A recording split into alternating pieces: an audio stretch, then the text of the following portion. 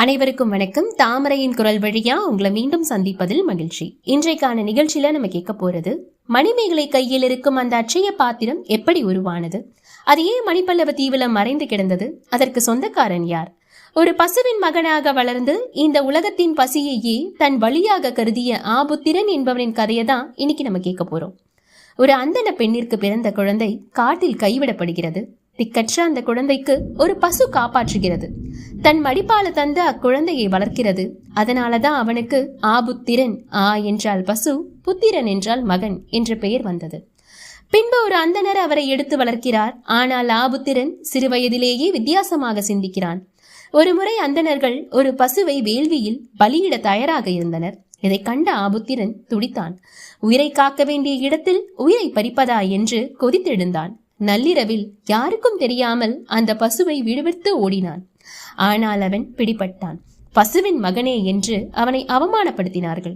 ஊரை விட்டு துரத்தினார்கள். அன்று பசியால் வாடிய ஆபுத்திரன் மதுரையில் ஒரு பழைய கோவிலில் தஞ்சம் அடைந்தான்.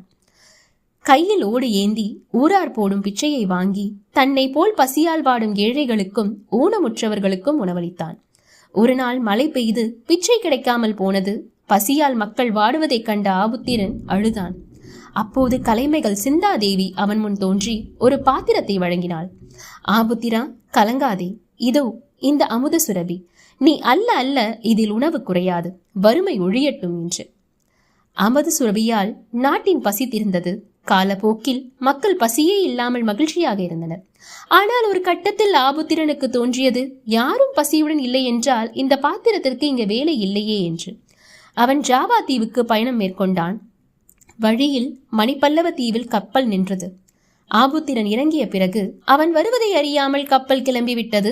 தனிமையில் வாடிய அவன் இனி இந்த பாத்திரம் தகுதியானவர் கையில் சேரட்டும் என்று வேண்டிக் கொண்டான். அங்கிருந்த கோமுகி பொய்கையில் அதை எரிந்து விட்டான். தானும் உயிர் துறந்தான். ஆபுத்திரன் மறைந்தாலும் அவனது தர்மம் அழியவில்லை. அந்த பாத்திரம்தான் பின்னால மணிமேகலையின் கரம் தழுவியது. பசி தீர்ப்பதே உலகின் தலை சிறந்த அறம் என்பதை உலகிற்கு உணர்த்திய ஆபுத்திரன் வரலாறு இது. மணிமேகலை கதையை தொடர்ந்து முழுமையா கேட்க மறக்காம தாமரையின் குரல் நிகழ்ச்சியை சப்ஸ்கிரைப் பண்ணுங்க.